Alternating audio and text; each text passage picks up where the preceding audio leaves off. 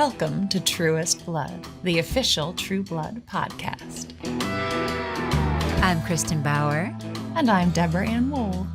And you've been invited in. I want to do bad things with you. On Truest Blood.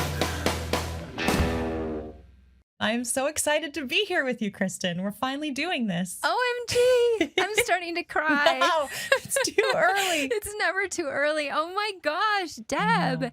I mean, this is unbelievable. We're talking about something that is so big in our lives and so big in so many lives, right? There's no one that I would rather be doing this podcast with other than you, Kristin Bauer von Straten. You played Pamela Swynford de Beaufort, of equally long name, on the HBO show True Blood that we'll be talking about. Pam was a fan favorite, a personal favorite, whenever we got to work together as well. And yeah, I can't wait to hear the stories that you have from your time on this show. I'm just remembering so much. I loved my scene. Spit it out, cupcake. I'm in the middle of something. Can't wait till we get to that. You were so amazing as Jessica Hamby, Deborah Ann Wall. I am so thrilled to be doing this podcast with you. Absolutely can't wait to get into it because you and I didn't watch the show as it was airing. So if people haven't seen it, they can watch along with us. It's been really fun already for me to be seeing it with fresh eyes. For the very first time. Yeah, we're going to be diving into, some of the behind the scenes information, as well as analyzing some of the storylines and maybe what was going through the minds of the writers and creators at the time, and doing little quick bites that'll give you some information about vampires or filmmaking and little fun tidbits of information. I know I'm already learning so much. It's amazing how much I didn't know because we're going to be talking to cast and crew, the special effects team, the set designer, the creators, the writers, the directors.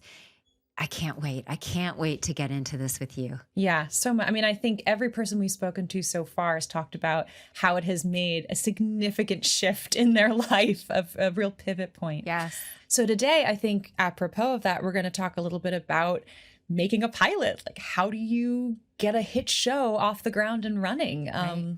I think, that'll be a really interesting thing to dive into. It's so interesting. It's really lightning in a bottle looking back at it. And I can't wait to talk to everybody involved. And this week, we're going to start off by talking to Charlaine Harris, who originated all of this. Yeah, she wrote the series of books that True Blood is based on and inspired the making of this pilot. Yeah, I hope we are. This is our pilot that we hope will hit the ground running. Right. We're on our feet trying to find out how to make a hit show. Well, let's kick things off by starting to talk about episode 101 of True Blood, entitled Strange Love, and written and directed by Alan Ball. Yep, he's our fearless leader. And now, this week on True Blood.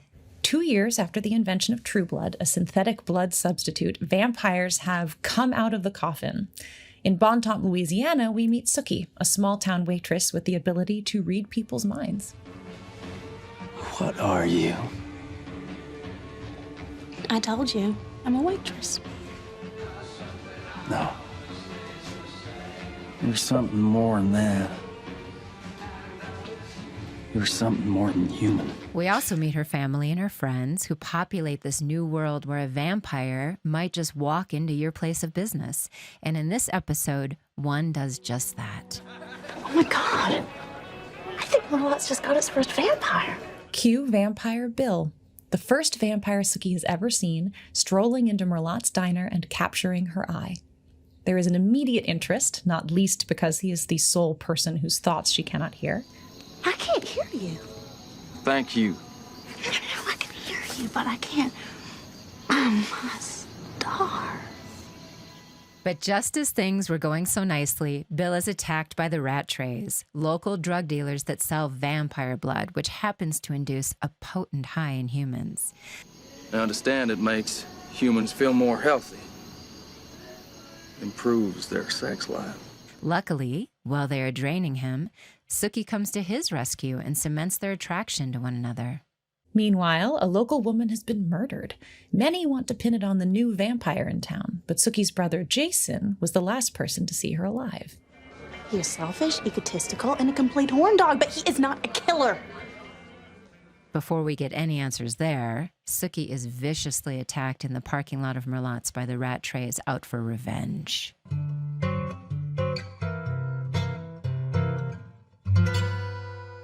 I mean, I think the best place to start is at the beginning, right? So maybe we jump right in with that cold open and really start to dissect that a little bit in how do you set up a show? What are the first things you want your audience to know about a series? Right. And just so they know, the audience, I want you to know the cold open, this isn't a term, right? That's true. That's a term. That's an insider term.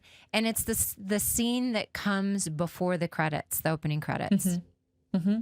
And I guess we call it cold because you don't have any information yet. There's no context to it. Yeah. So it's sort of meant to warm you up into the series. Yeah. And this one we really jumped in with, it's set up so much. It's set up so well. Well, I think, to talk about that, we sort of set up the perfect horror movie trope in many ways. You've got a bunch of sexually promiscuous frat kids, college kids. I think even down to the fact that they're wearing white, so that'll show any blood should they happen to get murdered. Yes. And it's this kind of, we already know what kind of a show we're in when we see these cues. Yeah, Alan talked about that in the commentary, Alan Ball, because he said, our mind is already going, she's wearing white, she's going to be covered in blood. We've got the vampire behind the counter, and then we've got the redneck getting beer, we assume.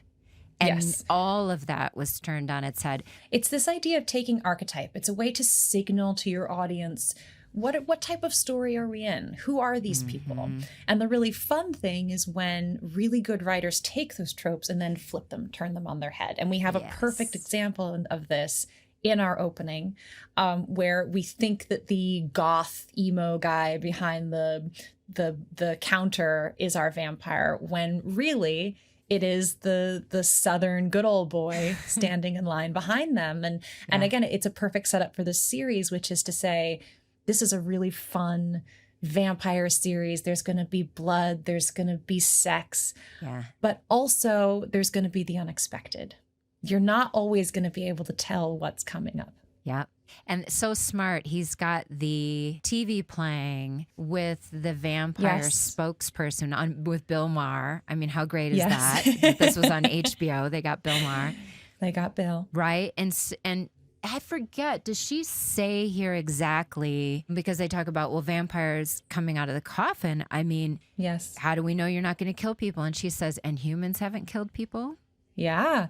So it's setting up, again, that ethical, moral, dilemma. And what it's doing is it's setting up our own biases, our own prejudices. We already have these ideas in our mind about what a vampire is, who a good person is, who do we trust. And this show is saying you need to expand your definition of that. Yes, you need to turn society on its head. Of course, coming out of the coffin, is civil rights, gay rights. I'm going to cry. It's so, is this the second time I've cried this episode? Oh boy, I know, our tear tracker. We're going to need tear tracker. 10 tears to track. Oh my goodness. And the teeth, right? There's another trope because the teeth are different. They click in and out. Yes, different than used to. Yeah, I mean, we'll get into this much more in later episodes, I think, as we get into more of the teeth mechanics. But he had based it on nature and the idea that rattlesnakes actually retract their fangs. They flip back up against the roof of their mouth. And so he wanted the vampire fangs to live in more of that space. And what one is fascinating about that is it does allow vampires to coexist with humans and not be, there's no tell. Right? There's no tell. If they're always there, you can always tell. And so that makes them in some ways a little scarier, but it's also a great protective device for a vampire themselves. And there was that one line about, Alan said in the commentary about how he wanted vampires to not be outside of nature, that they are. I thought that was fascinating. Boy, thank God, because I had to loop every line when I wore those fangs. You were, I remember going to you and Bill, Stephen, you two could talk in those things and not lisp. I was like this with every single line. You got much better over time. You're so sweet. And I think, it's one of those things where you have to get a little used to it. The first couple of lines anyone does with them take some practice. But I have a larger mouth in general, so I had more room to you're work so around kind. the I have a things. huge mouth. I think it was it was sad. So the other big thing, right, that you and I both really were struck by, because you and I did not watch the show. So we're watching the show anew with fresh eyes. We are. And it's fascinating for me and both of us to go, and our producers, like, hey, what were you hit by? Yeah. And we both had us, the episode's called Strange Love, but we both were hit by this romance between Sookie and Bill and this chemistry. Yeah. Yeah. I mean, they're definitely the heart of the series for the entirety of it. I mean, there's certainly love triangles, and Sookie finds different suitors, but I think their connection is what gripped so many people right from the beginning and pulled them all the way through 7 seasons of this series. Yeah. It's really staggering, isn't it? And they read many Bills. They did. It was really hard to find a Bill, Alan said. And it'll be fascinating to talk with Stephen and Alan about that process. Yes. But he said something really, I think, interesting about why, in a way, a British actor was such a good choice to play a vampire, which is that often in the UK, they do a lot more classical theater, a lot more work, things that take place in different time periods. So potentially Stephen had a little bit more ease being from another time. And that's really what you need in a vampire, is someone who feels like they're from another time and place. Yes. I don't know. I thought of about 50 things, but of course that's going to be the hardest thing with this podcast, right? But like, I know. All of the actors, we've got 3 people from Juilliard, and all of the actors are so good, well-trained, so they could be in these crazy circumstances and play the reality, actually. Yes. And that, it's like Star Trek. I'm a huge Star Trek fan. And they are all theater actors, because that's... Yeah, we have a lot of theater actors. And we have a lot of theater actors. And I think, and a lot of writers that come from the theater. So in many ways, it was bringing together a lot of people whose experience is about, suspension of disbelief. How, and that's what really it takes to do a fantasy show or a sci-fi show. It's how do I really truly believe the things that I'm saying, even when they might seem ridiculous? Yeah, that is the thing, because you can't play immortal, quote unquote, but you can play my dad might die. Yeah. Or you can play, the ecstasy of never aging, and also the sadness of watching everyone around you age. You can find the more specific pieces within that. So we have this wonderful combination with Bill and this long history, and then this young waitress who has her own trauma, in a way, of having to listen constantly to the innermost thoughts around her, oh my gosh, which really is a curse. I think even if it's not about you, we all hold back the worst of ourselves in our minds. And Sookie then is confronted with that. And how do you maintain that people are good and trustworthy when you hear every inner thought? So that really must be a real burden for her. And so you can understand the relief she would feel in meeting Bill and knowing that she could shut that off. Yeah, knowing she could. I mean, I'm thinking of all the thoughts that would be crushing to me if I heard from my spouse that wouldn't mean anything, just when she touches someone, it's even more pronounced. Heightened. She can block it somewhat. And this will be fun to track through the show, because the True Blood Bible, where we had these rules, like we find out that silver incapacitates vampires. Right. But of course, the amount of silver shifts a little bit throughout the seasons. The amount of silver required. Kind of shifted a little. I can't wait to get to... oh my gosh, Deb, I'm laughing in my mind, but I can't give it that big a spoiler. But her reading minds shifts a little. But it shifts a little? It shifts a little. But at this point, when she touches someone, that's established that's when she really, so she could never date and have that trust until she meets this vampire that everybody else thinks is deadly. It's a fascinating Romeo and Juliet. Right. And what's really wonderful, because I'm with you, is there is this immediate fear and prejudice from everyone else around her. And Sookie's really the only person, other than maybe Lafayette, in the bar who goes, no, why would you prejudge him? Let's, and she's very, if anything, curious and interested to go and meet him. Yes. And it's especially interesting to me that Sam is so suspicious, especially knowing what he's hiding. Yes. That, what is that? And I can't wait to speak with Sam Trammell about it because obviously there's a jealousy over Sookie. Sam is in love, interested in Sookie, but also knowing that he has to hide who he really is. Yeah. Is there a jealousy of Bill? That Bill gets to now come out and say, this is who I am, free and proud. Yes. And Sam still has to stay in his coffin or his closet. And what is that conversation and that experience like?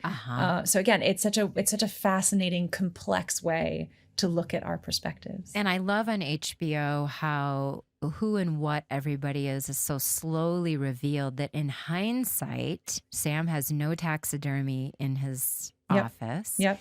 And then Bill says to Sookie, who are you?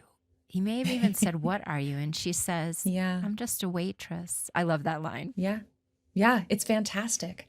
We also get the first incidents of the Sookie from Bill in this episode. Yes. And Alan, again, has a fascinating story on that, which is that he told her to feel that word in her vagina when Steve said it to her. And if you go back and watch the episode, it's a real tight close-up on her face, and you see this little thought go through her mind. Sookie. So yes, I recommend everyone go back and watch that scene knowing that now. Yeah, and Sookie, I can't wait to talk to Stephen and Alan about if he just said Sookie like that from the beginning. Because it's his fava bean thing the rest of his life. He said when he goes to the dog park, he's not being recognized, but he's hearing people yelling for their dog's name, Sookie. Yep. People Sookie, come up to him and say, just say Sookie, please say Sookie. He really says it incredibly well. He does. It's a trope of its own now, I think. It's a trope of its own. A lot of women felt that in their vagina. Yes, they did. I think the other thing we have to mention, before we leave the sort of, introduction of Sookie and Bill is the conversation that they have after she saves him. I think Alan talked about all of that conversation about, my name is Bill. I'm Vampire Bill. And she laughs at that because she thinks, oh, your name should be Armand or, something Antoine. That feels vaguely European. Bill? I thought it might be Antoine or Basil. Bill? Vampire Bill. This is a normal man who became something extraordinary. And throwing it out to Charlaine Harris, right? These are based on her books. He literally lifted that section out of the book because he thought it was so well written. Can't wait to talk to Charlaine. Another thing that occurred to me as well when we first meet Bill, and kind of every time, there's this almost campy romance novel vibe. Yeah. The lighting changes, the music changes, the ambient sound kind of goes away. That stylistically, the choices that Alan has made is to kind of lean into the broody romantic nature of it, which is kind of fascinating, especially in a story where they're maybe leaning on reality, and he says he wants to base it in nature. Yeah. But when it comes to their romance, it's really in a fantasy category. It has that elevated, heightened feel to it, that love at first sight feel. Yes. And it's such an interesting decision. And again, I think sets up our series to say this is going to be both, and that's okay. Yes. And he talked about that. I can't remember exactly. I have notes somewhere about the terror of intimacy. Yeah. And how he wanted to 6 Feet Under was so about repression. Yes. And that True Blood is about the opposite. It's wet. Yes. It's sloppy. There's bugs. It's chaos. It's chaos. what happens when you let it all go. What happens when you let it all go? Yeah. Well, and that, again, we'll talk more about the terror of intimacy because it is sort of a perfect metaphor title for what this series represents, which is that intimacy is terrifying. And we can represent that literally, physically, with a vampire biting you and putting your life in their hands. Yes. And then all of the more subtle ways that everyday humans are terrifying to one another in intimate situations. And so we combine all of that, I think, in this series. Endlessly fascinating to me that this show highlights more how hard it is to be human by having characters that aren't human. Yeah, I think you're right. Right? That is so much, Deb. This is so fun. We're gonna get to it all. I promise you. Yeah.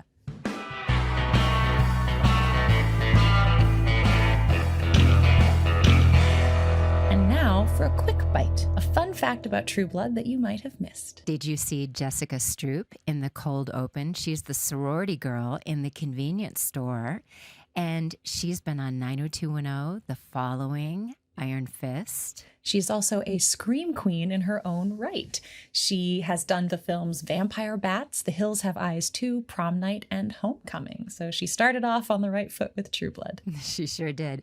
And she's from the Carolinas. So she's one of 2 Southerners because Sam is also from the South. So she's a genuine Southerner that kicked off the show. Thanks, Jessica. Yeah. So we've talked about the episode a little bit and all the cool little ins and outs of that. But essentially, this first episode is teaching us, what's happened, how vampires came out of the coffin, how that's possible. And so we've gone through all of the really cool ins and outs, or some, I should say, not all of, some of the cool ins and outs of this first episode. But I'm also curious, this is about coming out of the coffin, right? For vampires, it's about the very beginning of the story and how they did that. And so I think it would be fun to talk about, how do you get a pilot made? How does a hit show even begin to get made and get out there? It's a huge topic of conversation and one that I think not very many people outside the industry might not be aware of it. So I can start by giving kind of the general nature of a pilot episode if you're not aware. A pilot episode is shot sort of solely and alone on its own, and it's used to sell the show to a network to see if it's a viable show that they want to make. And so it goes through pilot studies and test audiences.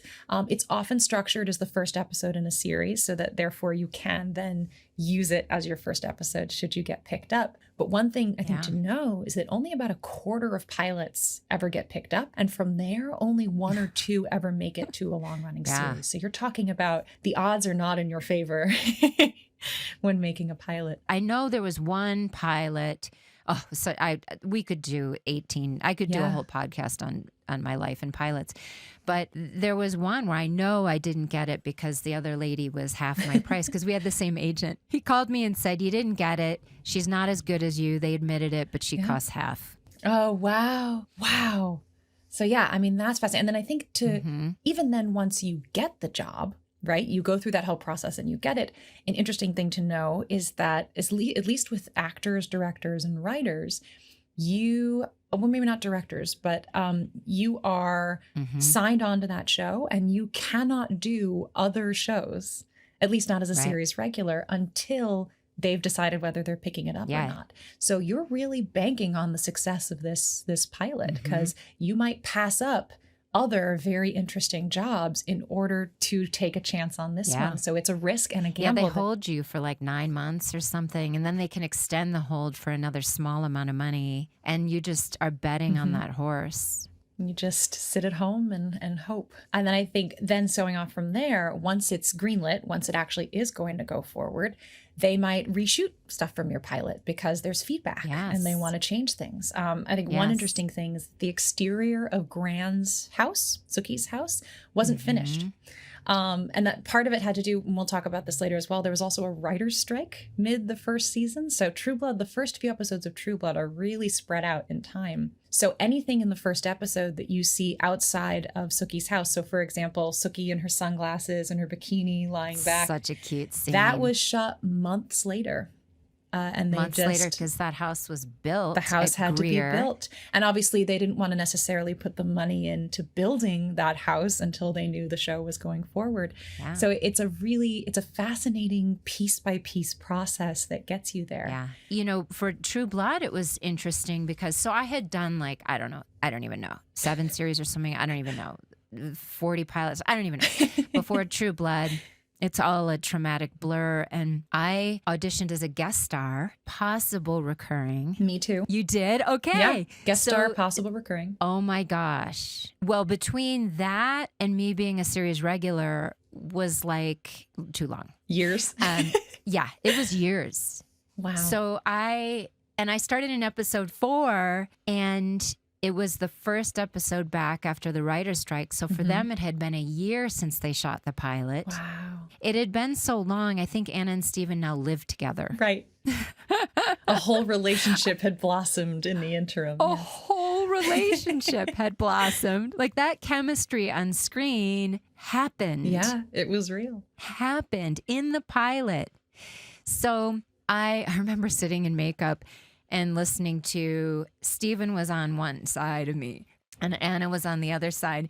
And, you know, it was just Monday morning banter like, what'd you do this weekend? Oh, I went to see this movie and, you know, went to get Japanese food. And I'm hearing on my left side, went to see that same movie and also got Japanese food.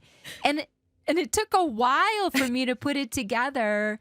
And finally, I asked, I think Audrey Fisher, are they a couple like in real life? And she goes, oh my gosh, we can't like tell people this when they come on the show because it's none of our business to be telling people. So we have to wait for them to realize. I think they were so in love. It was not a difficult, a difficult thing to figure out. I was clueless. In my defense, I had been filming something else in the Philippines because we had been on strike, right? So you had to leave the country to work. You had to go hustle and find other jobs. Right.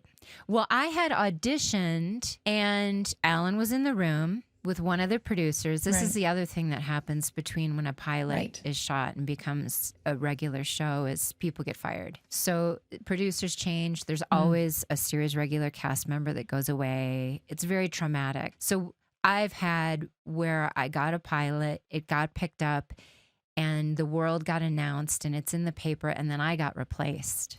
I've had that happen 3 times. Thank God I was replaced the last time off of Hung. I was replaced by Anne Heche because then I couldn't have done True Blood. But it's hard. But even that in itself is fascinating that 1, it happens to the best of us. It happens. And 2, that, you know, I mean, depending on your view of the world, whether it's things happen for a reason, it does mean that, you know, you've talked about sliding doors, right? Yeah. That in some ways, something that feels like it's shutting you off might actually be opening you up to other opportunities. Yeah. And that's really the only way to look at it. It's nice, of course. and not be miserable. Yeah. And not be miserable and not, you know, get more and more insecure. Right. Yeah. Well, and the fascinating bit of it as well is that it was all kind of on a whim. Alan Ball, again, we'll hear more from him, but the story he tells is that he was late for he was early for a dentist appointment. And so he was wasting some time at a bookstore and he pulled it off the shelf and started reading it and fell in love. Couldn't put it down. True Blood. Couldn't put it down. So yeah, we'll talk to Charlaine Harris. Obviously, there's some differences between the books and the show, which, you know, we'll get into hopefully with her as well as over the course of this podcast. But now we can see what her experience was like. Yes.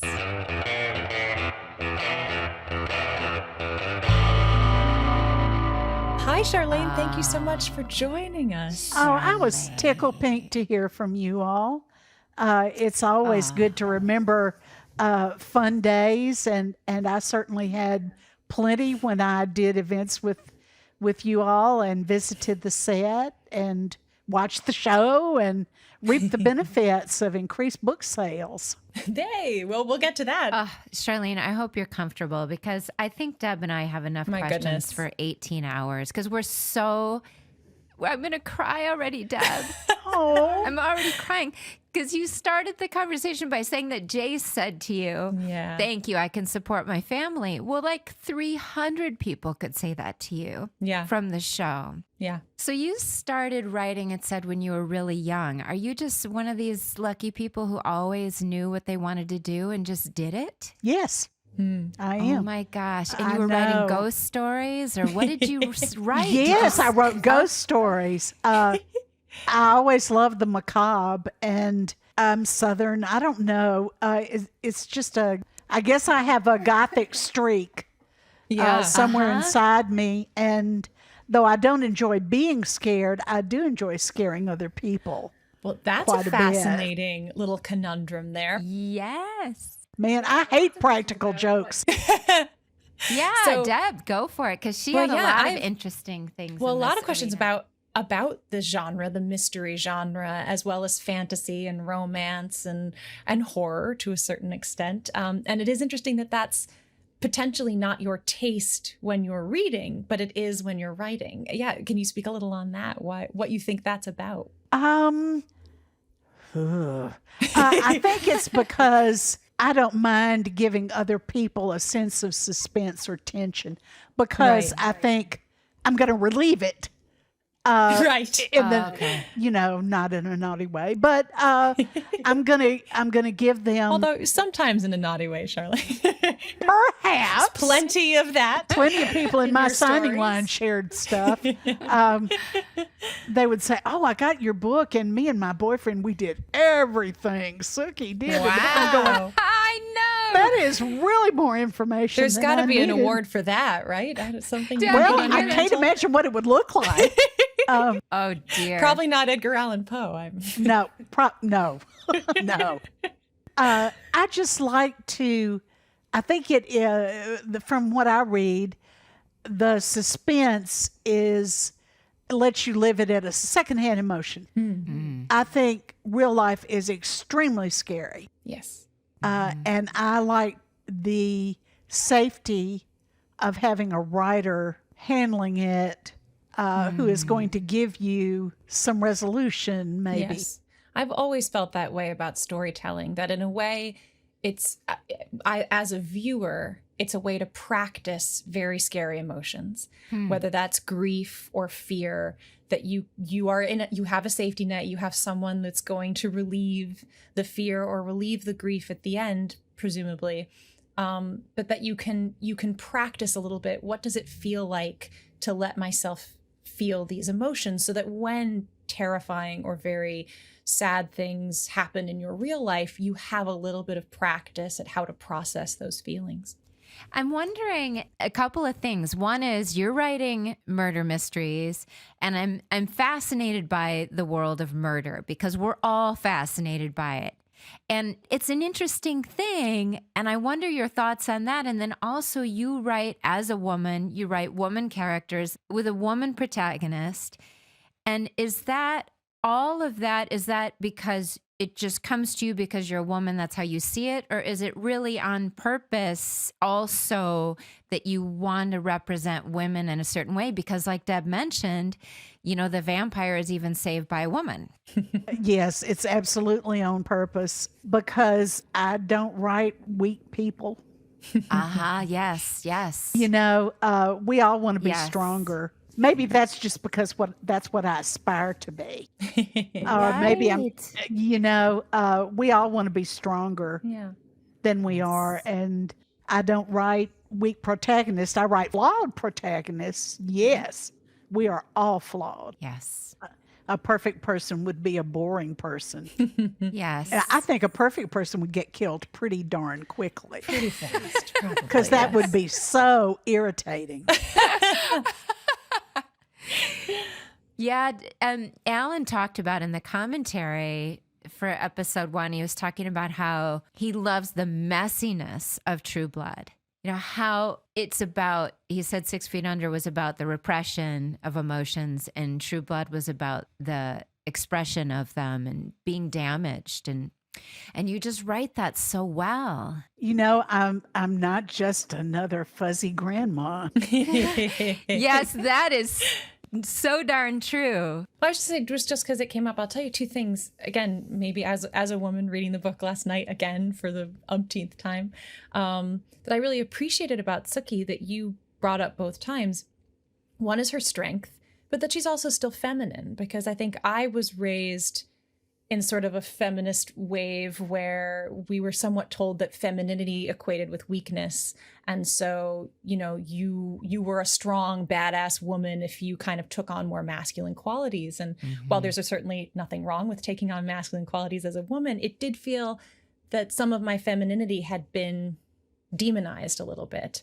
And so I love how Sookie 100% retains her femininity and is in no way impaired in her strength or her intelligence or any of that. Yes. So yeah, you had something to say along those lines. Thank you. I knew that that needed to be done. I was brought up in rural Mississippi in the 50s when femininity was everything. And if you were the least bit aggressive or assertive, you were tough. And that wasn't a nice thing. Right. Women who weren't feminine and nice were tough. But I thought, you have to toughen up. This is a bad world. And you have to be tough. You have to be strong and you have to assert yourself. But that doesn't mean you can't enjoy being a woman. Yeah. I appreciated that. And then I also appreciated, like you said, a flawed character that in a way, Sookie is hearing everyone's voices around her and she hears the best and the worst of what their thoughts are. We are also in her head. And I appreciate that we also hear the best and the worst of her thoughts. Sometimes she's petty. Sometimes she's, naive. And the fact that in her brain, her point of view is also, I think, what it'd be, unreliable narrator or something was the term I learned in high school. But the idea that she has a strong point of view and we're very aware that we're seeing the world through her eyes, which is not a perfect view either. So again, as you said, a flawed character, because we're in her head, you can really feel that and still love her, which is wonderful. Oh, thank you. Well, my job here is done. Well, I liked your word was interpreted. I think that's such a yes. accurate and healthy way to think about that process. Yeah, what is that process for you? Yeah. Well, True Blood was my baptism by fire. Right? Because I had to do press for the first time. Wow, yeah. I'd never done that much press. And the questions were not questions I was used to answering as a writer. And mostly people wanted to ask me what I thought about Alan's interpretation, his version of what I'd written in a book. And at first I thought, well, it's a different thing. It's not my book. It's Alan's vision. And people would say, why don't they stick to what you have in the book? I said, well, you can't film a TV show that way because Anna would be on the screen all the time, every episode. And that's just not sustainable. Yeah. Plus, I said, weirdly, the writers of the show might feel like they have some things they want to say too. Well, which is a lovely, and respectful this is way. their chance. Writer to writer. Yeah. After that, it got easier because I got the same questions over and over. Why didn't it like the books? I also got questions like, why didn't you let Lafayette live? Because he dies in the books. And I thought, Lafayette in the books wasn't like Nelson on the screen. Right. He was so fabulous. He got his life back. Yeah. Right. In the books, he was, you didn't really miss him once he was gone. He wasn't a major character like Nelson made him. So it was interesting turning on the TV every week and seeing what was going to happen and preparing myself for what people would say to me afterwards. After that, Midnight Texas lasted a couple of years, which I really regretted because I just loved it. And then the Hallmark series is still going on, even though it's gone past the books by five episodes. Right. Oh my gosh. No, That's amazing. They're filming number 18 now, and there were only 11 books. So, Oh my goodness. yeah. But there again, it's their interpretation of my character and not my character. It's just a separate thing. But fortunately for me, it's a lucrative separate thing. So, Charlene, walk us through the process a little bit. So, how did this all kind of come to pass?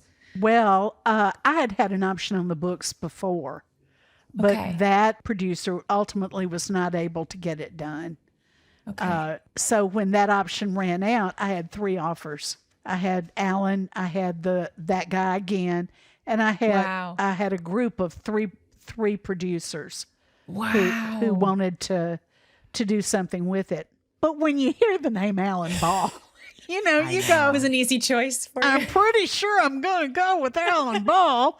But my agent made me talk to everyone. And so then I was living in Arkansas. So I'm sitting in my office in Arkansas talking to Alan Ball, who's on the freeway in LA. And I'm just going, this is surrealistic. Wow. This is so far from my real life that I think it's like some cosmic joke. But weirdly, I felt like Alan and I understood each other really well. And I thought he got me, and I felt like I kind of got him, and I felt like he would really do the best job. And so his people called my person. Singular person. Yeah, I have more people now, but then I had my agent, and then they started working out, and the contract just got thicker and thicker and thicker and thicker. And I thought, wow, we are not in Kansas anymore. And then the writer's strike happened. And I thought, this is just never going to happen. And finally, Alan sent me the new, the opening and the credits. And I watched those, and I told my husband, I said, we're going to have to move.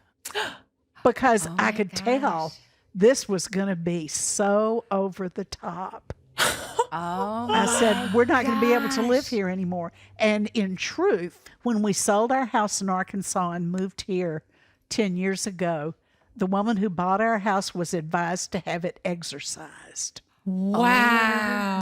I'm so bad. I am so bad. Oh, you are. Me and my bad self. Remarkable. Yeah. So this alternate world is such a fascinating place to deal with so many human social issues. One person online wrote, True Blood really found a way to tackle discrimination wrapped in a potent fantasy metaphor. Mm-hmm. And you... Oh, that's nice. Isn't that nice? Isn't that Yeah. beautiful? I know, to tackle discrimination wrapped in a potent fantasy metaphor. I'm fascinated by it. I mean, it's interesting that you had to move because it was discovered that you had this, I don't want to say, what's a different word than liberal, but this open-minded attitude, right? The open-minded is the key word. Progressive, yes. We stayed for several years after True Blood was on, but people sure looked at me different. It's open-mindedness, and that's the key. Yeah. That's the key. If your mind is closed, you're not going to welcome any new ideas or anything that upsets your vision of the world as it ought to be. But opening your mind a little bit is a wonderful experience, and I think most people could do with quite a bit of it. Yeah. Yes, and you also deal with something else that's I think of as intrinsically more Southern, but Christianity, and you're a Christian. I am. And right? And so much of True Blood dealt with the hypocrisy we can see in any area, but it dealt with a lot of that in the Christianity arena. Yeah. I love how you dealt with that and the fellowship of the Son. And there was what was the phrase is in my notes, but it was like Jesus's army or something. God, what was that word? I'll find it. Warriors for Jesus or something. Yeah, like that, warriors for Jesus. It just shows the wrongness in the concept. Yeah, Jesus is not like that. Yeah. This is love. God is love. And anything that is about hatred is not about God. Right. Anything that is about not loving other people is not about God. There it is. And what is so spectacular that you did too with evolving vampires is that you took it out of the demonic. It's not about crucifixes or holy water. They're not counter to Christianity. They are different. Yeah. Natural, and they are different. And I think that is the big departure for me from many other vampire myths, is that they're not opposite good or Christianity or religion. They're not inherently evil. One of my fascinations of your books is all the names. Like, how do you come up with these fabulous names? Sookie Stackhouse, Eggs, just the names are Pam. It's just Pam. It's almost like Bob. It's so brilliant. Well, I think a lot about it. It's not something I do lightly, because the protagonist is going to be carrying that name all through, and you have to pick something that says something about the character, whether they want it to or not. Mm-hmm. And Pam, of course, was originally Pamela. Yes. And her name in the books was Ravensport or Ravensbrook or something like that. Yeah. Yes. Because I wanted her to have an upper middle class English name, because that was what she was in the books. Yes. And Sookie Stackhouse, my grandmother's best friend, was named Sookie. Okay. And I thought, okay, Sookie will pin her down as a Southern girl who comes from an old-fashioned background. And what goes good with Sookie? And I just went through the phone book and picked Stackhouse. But a lot of times I get the overdue taxes roll from the newspaper, and I go through that when I'm looking for names. Interesting. Or I open the phone book and just put my finger down, and whatever my finger lands on, Old-fashioned generator. Yes. So you did a cameo on True Blood in one of the later Two. You did two. And all Can my you tell kids us the were on. story? All my kids were on True Blood.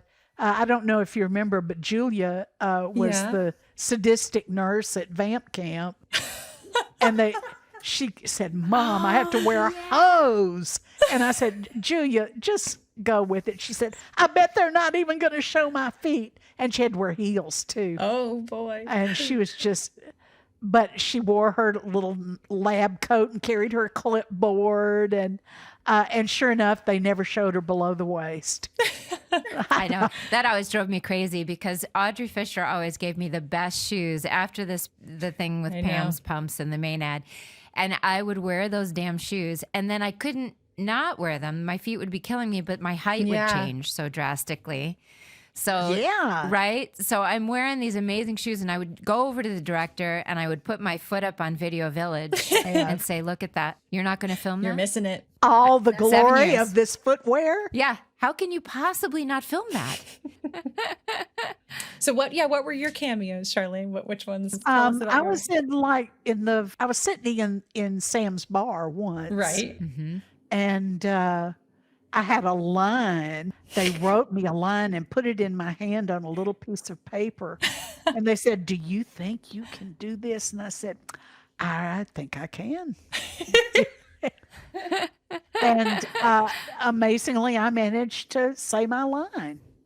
Do you And remember then what it was? I was in the last episode. Yes, I remember the finale. Yeah. My silhouette, Yeah. my unmistakable silhouette of me, but no lines. But I still get little checks for like $1.21, Yep.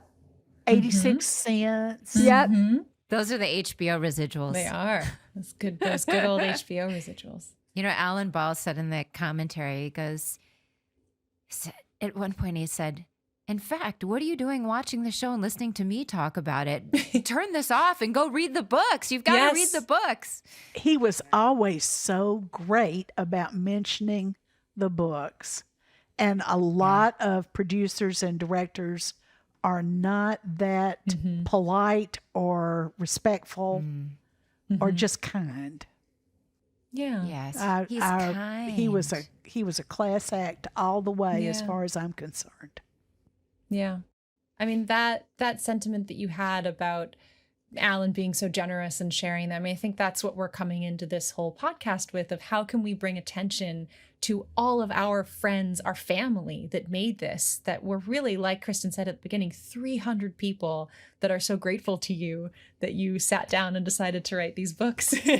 And bring light to that, bring light to yourself. So we wouldn't have dreamed of starting with anyone other than you, Charlaine. That is so kind of you. I felt that when I first came to the set, when you all were filming around Lake Bistineau in Louisiana, and I saw all the people in all the trailers, and my husband turned to me and he said, "This is all your fault."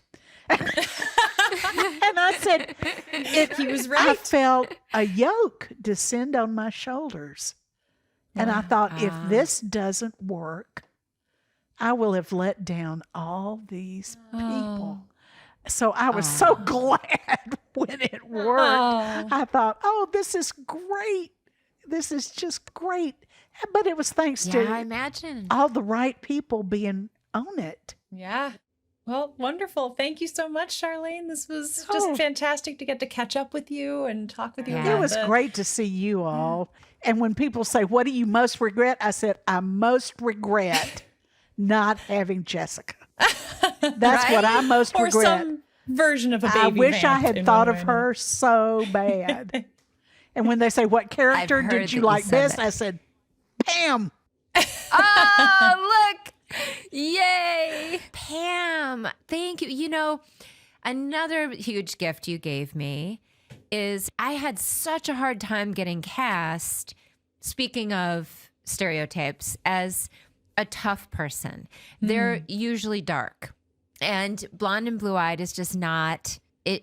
I could be in there frothing at the mouth with the casting director held by the throat, and they would say, "No, she's kind of soft." So I really think that I was allowed to play this character because the description in the books fit me. So they were, open to it. And what a gift Pam was to me. Thank you.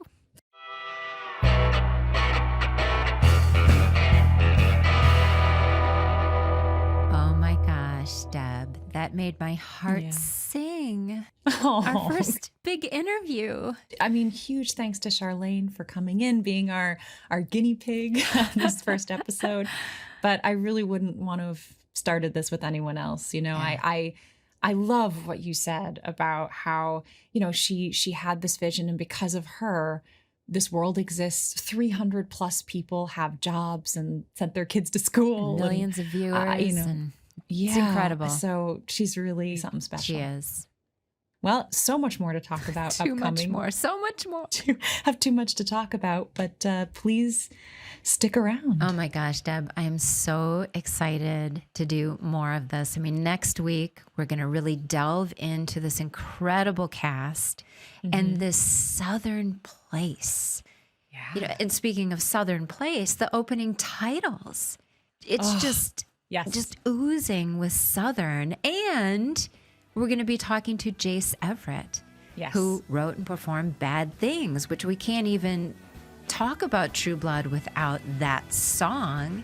Yes, the combination of that song and those opening titles are sort of quintessential True Blood. It is. I can't wait to get into all of that. All right. Well, everyone, subscribe and follow us wherever you listen to your podcasts. Y'all come back now, you hear? Truest Blood is produced by Safe Haven for HBO Max. Executive producers are Janina Gavankar, Kristen Bauer, and Deborah Ann Wool. Our producer is Gabrielle Gallon, and our audio producer is Christopher Wool. Our theme song was recorded just for this podcast by Jace Everett. Additional music was composed by Timo Chen. And remember, you can watch all of the original episodes of True Blood on HBO Max.